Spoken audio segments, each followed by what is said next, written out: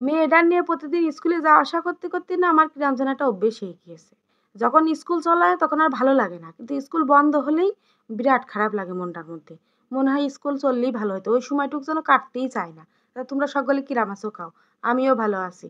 চলে যখন আসলাম তোমাদের মধ্যে প্রতিনিয়ত স্কুলে আরেকটা বড় যাওয়া আসা ভিডিও করি নিয়ে। তখন ভালো লাগে না। কিন্তু যেই শুক্র শনিবার আসে তখন বিরাট খারাপ লাগে। মনে হয় কবে স্কুল খুলবে রে?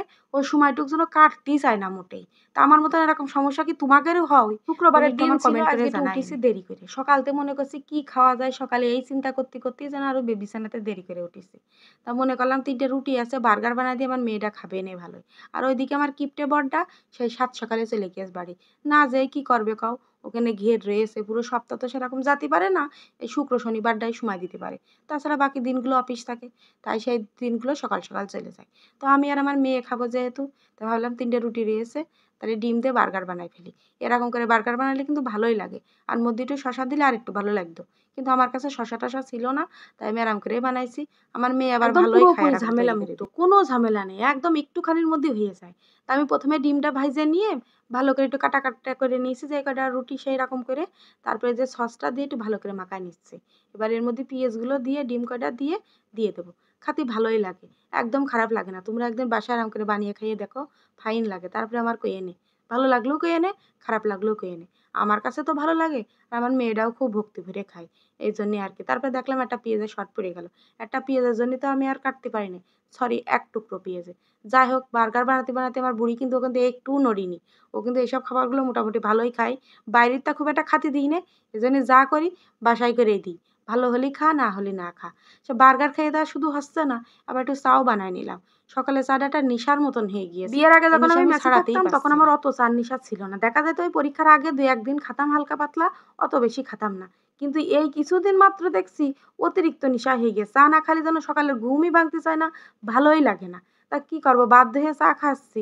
চাটা আমি খাওয়াটা খারাপ না। কিন্তু ওই যে সেদিন বললাম ওই চারাপোনাটা নিয়ে সমস্যা।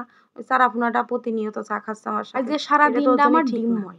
আজকে সব রেসিপি আমি ডিম দিয়ে করব। দেখলে না সকালে একরকম করলাম ডিম দিয়ে বার্গার, এখন আবার করব ডিম দিয়ে আলু দিয়ে ঝোল। এই আলু কয়টা আমাদের বাড়ি লাগাইলো। কিন্তু খুব একটা বেশি বড়, বড় হয়নি। সব এরকমই হয়েছে অল্প, অল্প। অফ সিজনে লাগানো। মানে যখন সিজন ছিল সেই সময় না। সেই সময় লাগালে হয়তোবা একটু বড়, বড় হইতো। কিন্তু অফ সিজনের জন্য এরকম হয়েছে। ১ম এ ডিম কটা সেদ্ধ করে নিয়েছি। আজকে খুব একটা খোসা ভালো করে ছুলতে পারিনি। মেলা দিন ফ্রিজে ছিল বলে কিনা জানি নে। যাই হোক ডিম কটা ভালো একটু ছুলে নিয়ে একটু ভেজে নিয়েছি। তারপরে তেল দিয়ে তেলের ভিতরে একটু জিরে ফোড়ন দিয়ে, দিয়ে দিলাম পেঁয়াজ, রসুন আর আদা বাটা। ওইগুলো একটু ভালো করে ভাজা, ভাজা করে মাখি মসলাগুলো দিয়ে ডিম রাঁধতে গেলে কিন্তু মসলা কষানোটা যত ভালো হয় ডিম রান্নার জন্য তত ভালো হয়। আমার কাছে তো মনে হয় এখন তোমাদের কাছে কিরাম লাগে তা জানি না। একেকজনের মুখের স্বাদ খাওয়া দাওয়ার কিন্তু একেক রকম। আবার একেক জেলা ভিত্তিকে কিন্তু খাওয়া দাওয়া আলাদা আছে। তো আমার এরকম করেই ভালো লাগে। যাই হোক ওই কষানো হচ্ছিল তার মধ্যে আলু কয়টা দিয়ে দিলাম। কারণ আলু সেদ্ধ হতে একটু সময় লাগবে। ভাবলাম একবারে মসলার সাথে এই কটাও কষানো হয়ে যাক। যখন তেলটা উপরে উঠে গেছে সেই সময় একটু ভালো করে নাড়াচাড়া করে দিচ্ছি। নয় যে গুঁড়ায় লেগে যায়। আবার একটু খুন্তি দিয়ে দেখে নিচ্ছিলাম যে সেদ্ধ হচ্ছে কি হচ্ছে না। তা সেদ্ধ এখনো হয়নি বলে আরেকটু বেশি করে জল দিয়ে দিলাম। মাছ মাংসের চাইতে না আমার ডিম জিনিসটা বেশি পছন্দ। ডিমের ঝোল বলো, ভাজা বলো, ভর্তা বলো আমার সব ভালো লাগে। কিন্তু সিদ্ধটা আবার অত বেশি ভালো লাগে না।